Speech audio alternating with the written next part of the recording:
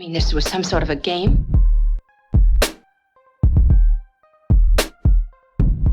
Hello and welcome to episode 3 of 49 Undefeated. I'm Silent Noise and you can follow us on Twitter, Instagram, Facebook and YouTube at 49 Undefeated.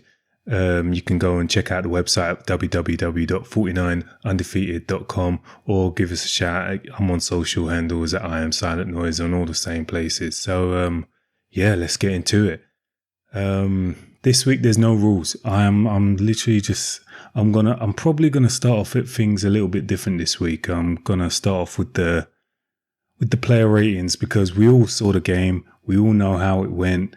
I don't need to talk about the result. I don't need to talk about all the external things going on with the club, things going into the transfer windows we'll get into later on in the show.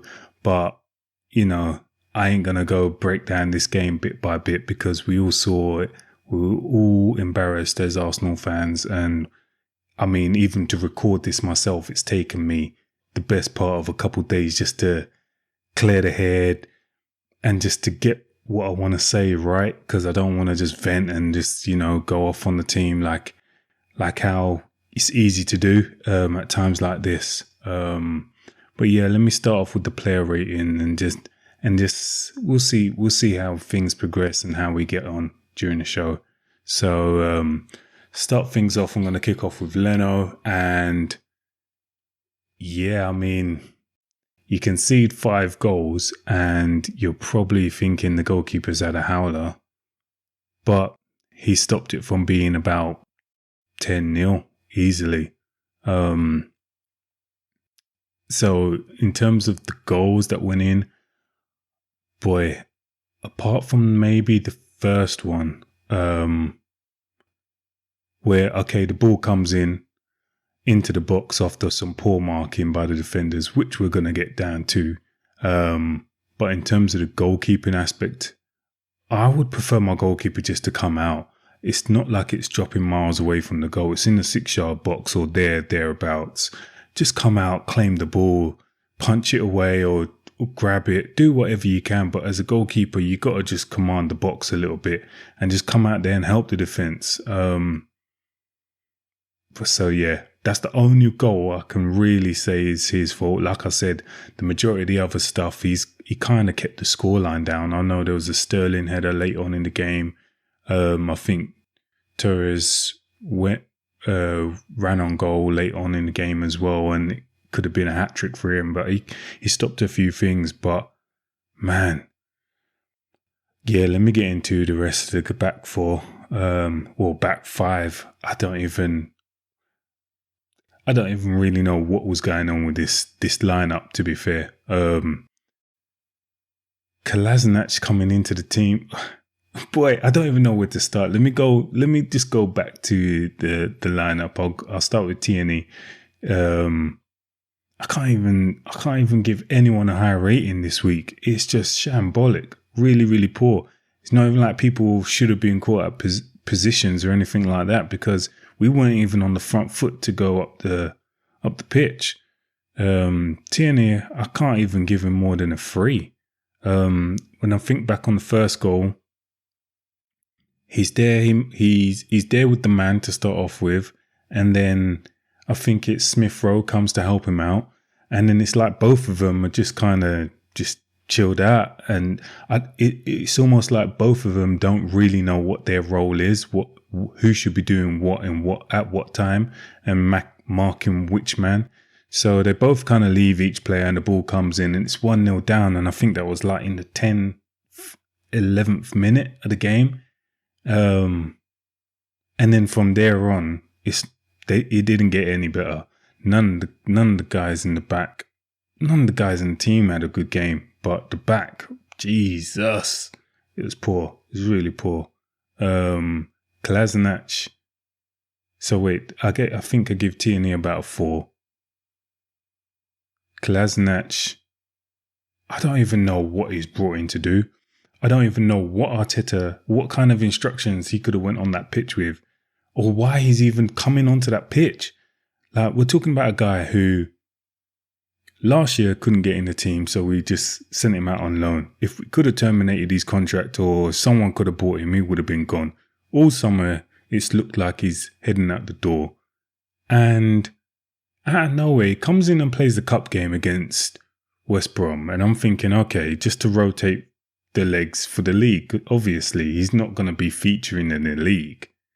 And the team sheet comes out and Kolasinac is in there. And I'm thinking, what?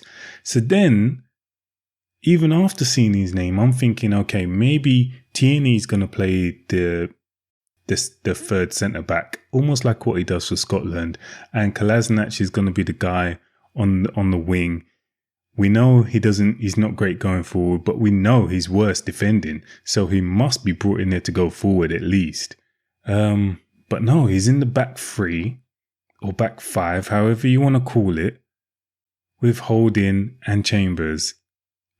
Man, it's almost like Arteta's, you know, when a manager doesn't have what he needs, so he sends out what he's got almost to make a point to the board. This is what I'm working with. This is what I'm dealing with. I need help. I need support. What are you going to give me before the window closes? It's almost that's what this back line was screaming to me, because Kolasinac, Holding, Chambers and Suarez. No, I don't ever send those guys out again. Please do not do that, because that was woeful. Absolutely terrible. Kolasinac, I don't even know what he was doing. Like I said, we know he can't defend. Man, two at best. Holding,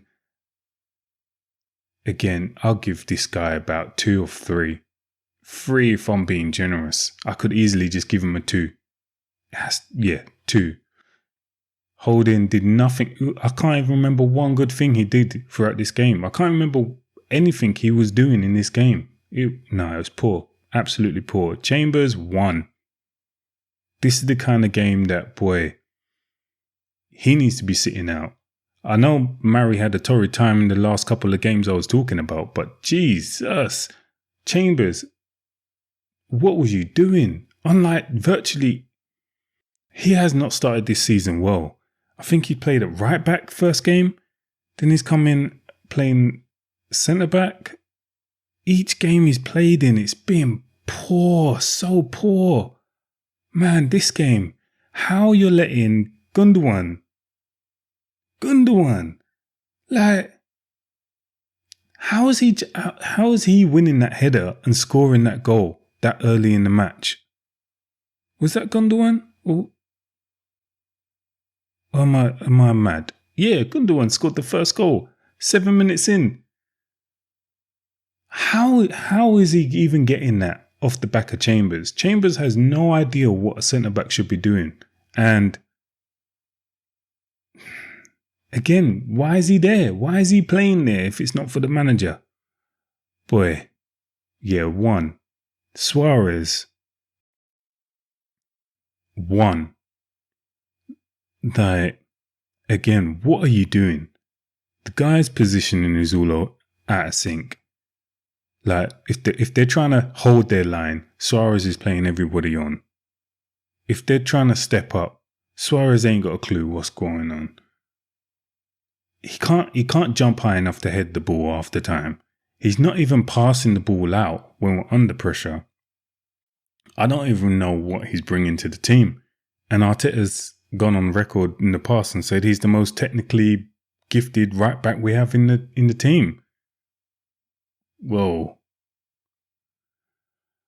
Ain't saying much about the rest of the guys, is it? I mean, he was flipping and flopping between Chambers and Suarez to start off with. Bellerin, God knows what's happened to him. I don't even know where Bellerin is. Like, is he that pushing for a move that much that he can't even come in and play? Like, you brought Kolasinac back to play, but Bellerin can't even get a look in. And I'm not even saying Bellerin's the answer, but Suarez needs to just go. I don't know how we offered this guy a 4-year contract.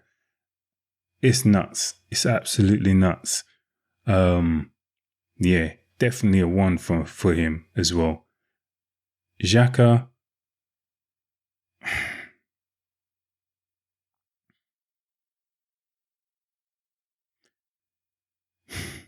Xhaka. Man, you're lucky to get a 1 from me. Like, this is the typical Xhaka cycle that we all know is happening. He'll play a few games and he won't make any sloppy passes, and that's because he's taking about 1,500 touches before he passes the ball. So then people think, oh, he's not having a bad game, you know. Oh, Xhaka wasn't the worst guy on the pitch. But what's he doing with the ball? Nothing. He's just holding it, and then he'll pass.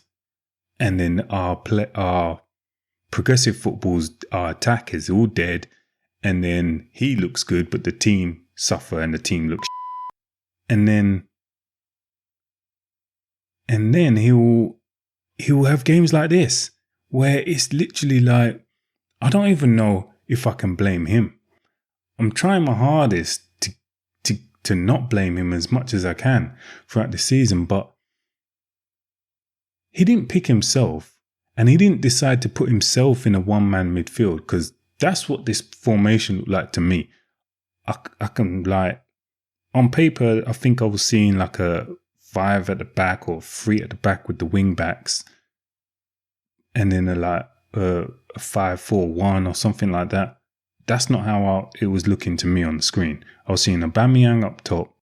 I was seeing, from the very first whistle I'm talking, I was seeing Aubameyang up top, and then I was seeing Smith Rowe on the left, Saka on the right, and Odegaard right behind him in the number 10. And the 3 of them were pressed up high, so it was almost like they were playing as a 3. And then behind him, Xhaka was a lone guy in between them guys and the defense.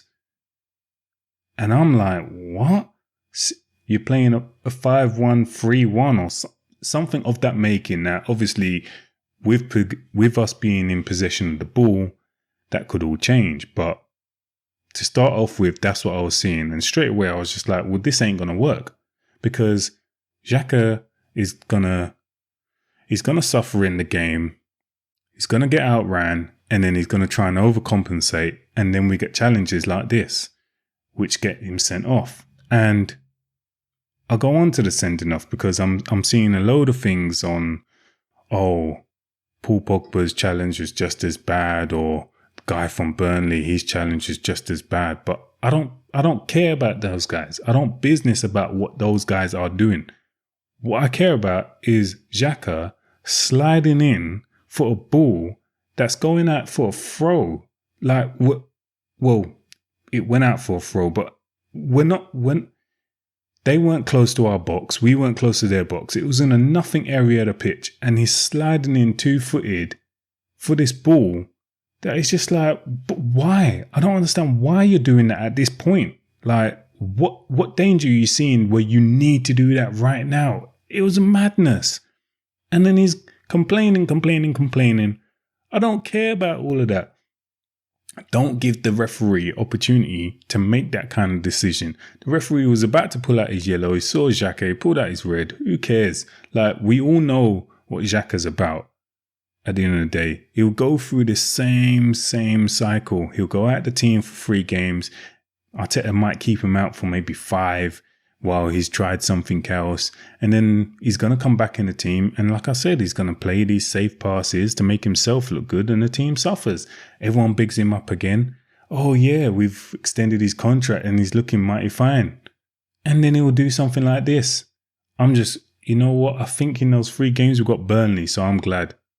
I think in one of those 3 games that he's due to miss now, we had Burnley. So I'm glad that guy ain't nowhere near the pitch, because that would just be another madness.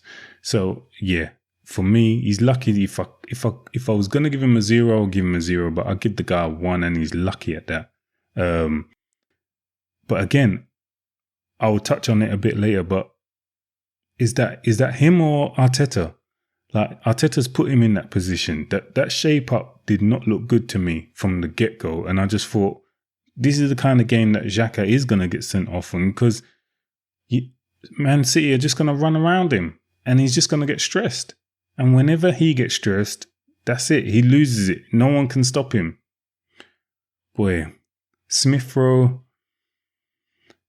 3, 4. He was trying. Smith Rowe was trying. I don't even know. Like, I know he was pushing up the pitch high. Like I said, in the first half, it looked like Aubameyang with the 3 of those guys sitting behind him, and Smith Rowe was one of the guys that was trying to push forward and pressurize their defenders. And I think he even got that one chance where the goalkeeper kicked it at him. I don't even know, was that our one shot on target where the goalkeeper kicked it at him and it hit him, and I mean, not on target, but one shot on goal where it then rolled out of play. I don't even know, but he was trying to do something. It's just, by the time any of him, like Smith Rowe or Saka or Odegaard, got the ball, they're looking for the pass, and already they got 3 City guys around them. You couldn't really do much with it. The team shaped, it was just all out of sync. It was all wrong. Odegaard is the kind of guy that he needs the ball. He needs to have the ball to do his type of game. And if we can't even get the ball off the opposition, he's gonna suffer and he's always gonna look bad. I'll give him, again, 2, 3 at best, but I'll give him a 2. It's just nothing. There's just nothing there. And then Saka the same. I'll give him about 3. It's exactly the same as what I was saying with Smith Rowe. Like, literally, they're trying, but what can they do, man? The whole shape, the whole lineup, everything was just disgusting. And then Aubameyang, you could see, but by the time like second half started and we conceded, he was just like, he was gone. Like, and I don't even blame him, because there was times where it's just like, well, he's running around. He's literally just doing laps in between players. He's doing laps in between their defenders when they're passing the ball back. And he couldn't really affect the game in any kind of positive way.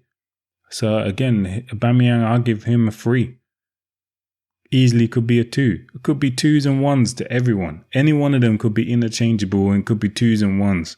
Apart from Leno, who I'd say did decent. But what can I say, man? It's poor. And then I have to get onto Arteta's game plan, because, like I said, I don't know if the plan was to have a back 3 with the wing backs pushing up the field, that then creates this like 3-man midfield with Xhaka sitting in the middle, and then you got the 3 in front of them with the Emil Smith Rowe, Odegaard and Saka with Aubameyang up top. I don't know if that was his dream that he had in his head going into the game.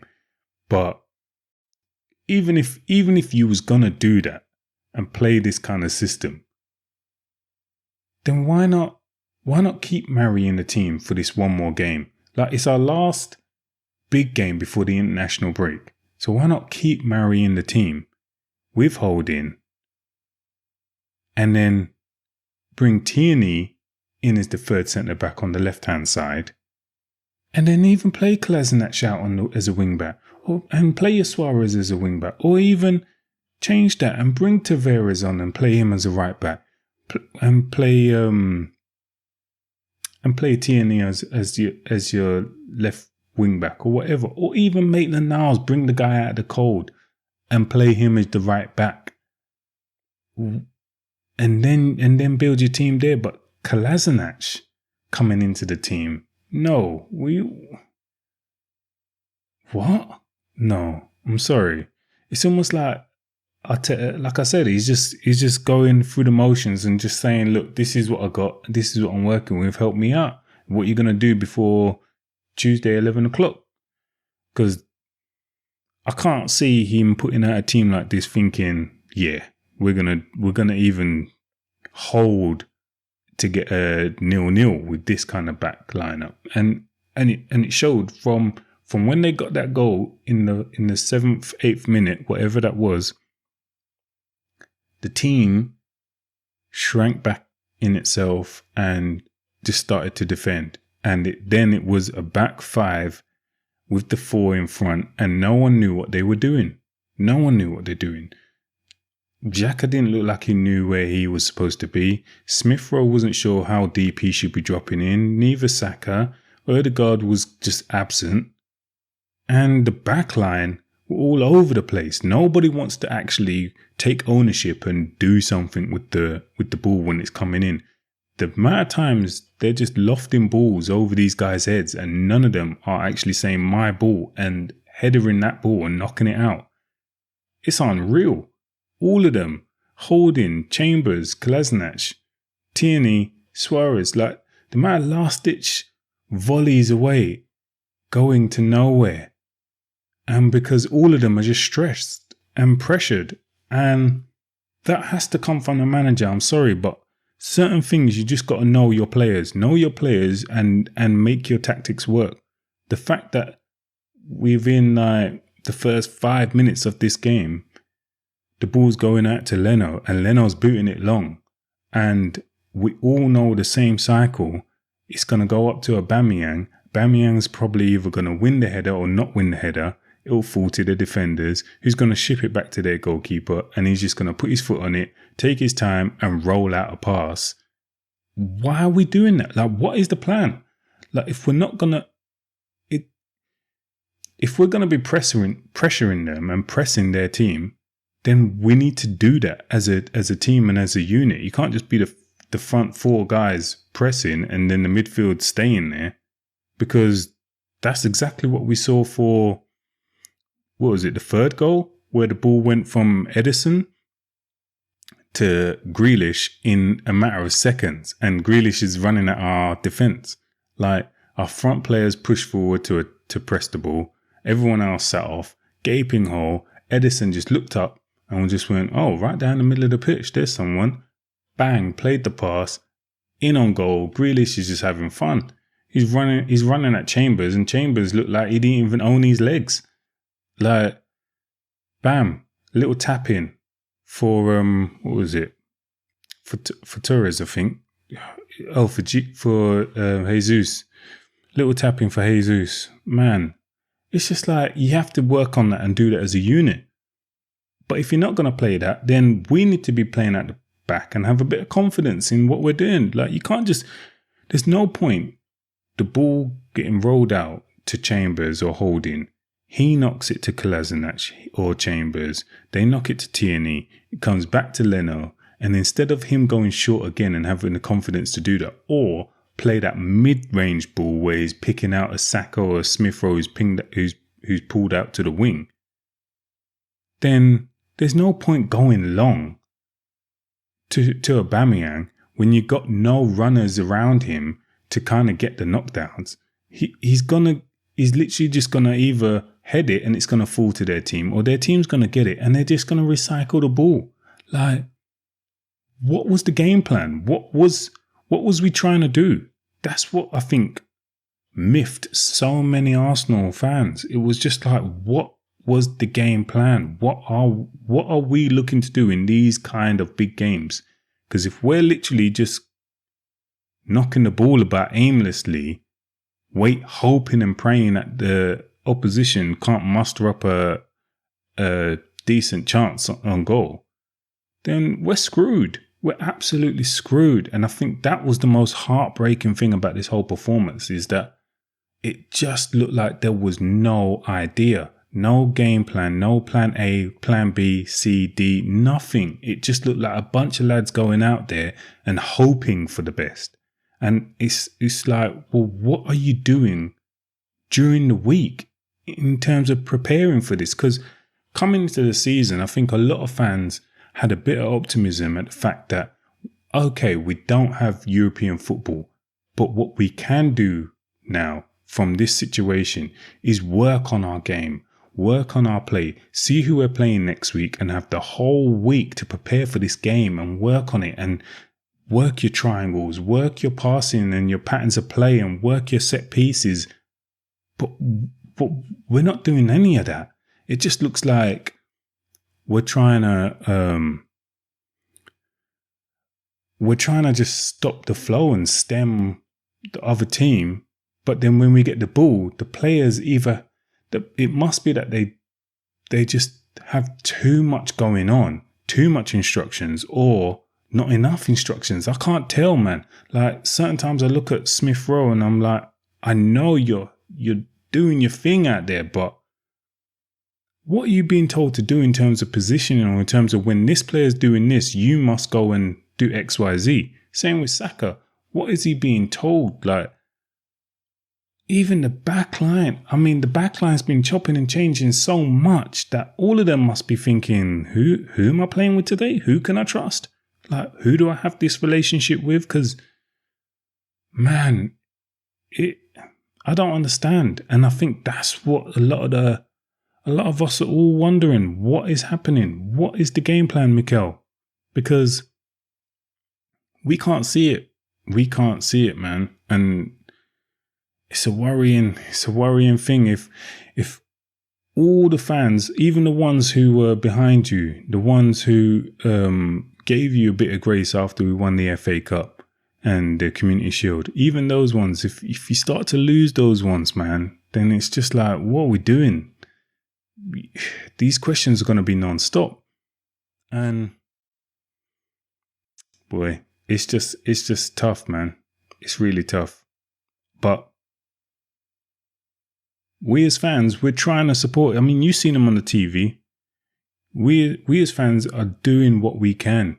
On the TV, they were singing to the end, and I felt sorry for them, because to get up to Manchester for a lunchtime kickoff, and I know we're terrible at lunchtime kickoffs. I know a lot of them fans are already heading up their new 12 o'clock kickoff, 12:30 kickoff. We're terrible at those games for some reason. We just don't turn up. And they must have woke up, 6, 7 o'clock to go up there, even earlier maybe, to get ready and then leave their house for the game to be effectively done in 10 minutes. Nah, that's not right, man. It's just not right. I mean, Arsenal need to be coming out with some big apologies. They can't just be saying, what Arteta said at the end of the game, thank you very much for the support and we appreciate that, blah, blah. They need to be coming out and making a statement, because it's just not good enough, man. It's not good enough. You have all them guys now going back home, getting bantered for what? They still showed their love. They still showed their support. They were singing to the very end, the ones that stayed. Man, it's poor. It's poor, man. It's poor. And it don't look like it's going to change anytime soon. I think the saving grace at the moment is that we got this international break. For once, I think it's come at a good time for us, because we're looking all over the place. We needed this more than any other team. So maybe players can clear their heads, can get this out their system. I mean, I'm seeing a lot of fans lose it after this City game, and I get it. And I feel the same pain. I like I just expressed, I feel it, man. I feel it as much as any and every one of you. But out of the 3 games, we threw this away with the Brentford game. And I said this at the time on episode 1. I said, like, that was the game we should have won, because we effectively just threw away the 9 points, because we knew to get a result out of the other 2 is going to be hard. I weren't coming into this game thinking we're going to get a result out of City. I weren't going into the last game thinking we're going to get a result out of Chelsea. I wasn't. But at the end of the day, as an Arsenal fan, you're still going to be hopeful. You're still going to hope and believe that you can do something. Your team can muster up something. But to go this way, like, I kind of expected it, because of how we've been playing in pre-season, how that first game went against Brentford. I think the writing was on the wall. And I said at the time, like, we needed to get these transfers in early so that we didn't just throw away 9 points at the beginning of the season and play catch up. We can't afford to do that. But hey, that's where we are. But I can't lose it even more so because we lost to City. Yeah, the manner of defeat was disappointing. The scoreline was embarrassing as hell. I'm trying to keep it clean and not even swear at any of that. But we knew what we were going to get from City. So it's like, okay, I'm not going to lose my rag over that one game. I'm seeing a lot of people saying, I can't follow Arsenal no more and blah, blah, blah. I get it. If it's bad for your health and if you can't follow this club, then don't follow this club. I ain't calling you plastic. I ain't saying you don't deserve this, you don't deserve that. I'm just saying if you can't do it no more, don't do it. Because Arsenal is breaking hearts out here. Arsenal is breaking some serious hearts and it's tough, man. But at the end of the day, I ain't going to stop supporting this club because this is where my love is. And I know it's the same for all the other fans out there. This is where your love is. This is why you travel God knows where at stupid o'clock in the morning to go and watch a game that you probably got little faith that you're going to win because you love the club. And I get it, man. We just need to support. That's what we are. We're supporters, man. We need to support as much as we can. And I'm finding it hard at the moment. Arteta and Edu, I don't know. I said a couple of weeks ago, with the strategy that they've deployed in the transfer window, they're only going to heap more and more pressure on themselves because we're not ready. And we could all see it from pre-season. We weren't ready. So this is something that they've brought on themselves even more so now, because now it's like those next 6-7 games become paramount. You have to win those. You have to get results out of those. You can't afford any more losses. We definitely can't come back off international break against Norwich and lose that game. Mate, you can't even, I don't even want to think about that because we can't even do that. So they've put themselves in a back against the wall kind of situation. We have to be there. We have to support the lads. When we get into the next home game, when we get into the away game, support the guys on the pitch because it's not them. I don't think it's all them. Like there's certain moments in certain games where certain players are just doing what we know they're gonna do. And there's definitely players that can step up. Definitely. I mean, I'm not even sure. When I was watching that game, I was kind of questioning myself, are they even playing for this manager? Because I just wasn't seeing commitment, like not enough anyway, to be convinced. And I generally don't like to bat around that, were they playing for him, were they not? Because I think sometimes it's just hard to tell. But yeah, in that game, I was wondering, did they even get what Mikel's trying to do in this game? Like, do they even get what this project is supposed to be? And I think Edu's trying to look after himself. A lot of the signings are signings for next year, the year after. A lot of the signings are future signings. So what's that doing for Arteta now? And I said, Arteta needs to be banging on the door saying, oh, yo, I need this guy now. But it's too late now. I mean, at the time of recording this, it's Monday, it's bank holiday. They might do something tomorrow before the deadline window closes. I'm not holding out too much hope, so nothing great. I'm not expecting two signings to come in, gift wrapped, looking all nice and shiny and new. I'm not expecting none of that. Maybe one loan if we're lucky, but we can't even get rid of players. This is the problem because we're not getting rid of these Kolasinacs and all these guys. And I mean, Willian's supposed to be heading off on a plane, probably as I speak, to seal his deal, but he's just terminating his contract. He's doing that. Otherwise, the club will be screwed. We offered the guy a stupid contract, so we're over the barrel, man. We're screwed with that kind of signing. And the same with Suarez. No one's coming in for him. Bellerin's shouted at the rooftops that he's willing to try something new. The same with what Xhaka did. Oh yeah, I love Rome. The club knows what I want to do. Like, they're putting out there what it is they want to do. And when it don't happen, we just offer them another year extension or something like that. We'll just say, you know what? Come, stay here and we'll get back to business here. Here you go. And it's the same with Maitland-Niles. Maitland-Niles has come out today and he said, all I want to do is play. Like, I just want to play. And it's like, what are we doing with the guy? If we're not playing him right back, we know he's not good enough for what we want in midfield. So even make a decision, loan the guy out, sell the guy, get some transfer fee, whatever it is. Last year he could have went West Brom, and we didn't do that. And a lot of these signings, it's like when they come up and the clubs are interested, we're like, nah. I think it was the same with Eddie Nketiah last year. I think he could have got a transfer out the club. We said, nah, we're keeping. We want more than that. And now I think it's reported he's going to be going for less. Same like Kieran Gibbs all those years ago when West Brom, I think, come in for him. And then we eventually sold him to West Brom for less money. It's like we're still not learning the fundamentals of what we're trying to do here, man. Nothing's changing. So those guys, Edu and Arteta, got some work to do. But whether or not they get it done, boy, I don't know, man. It's whether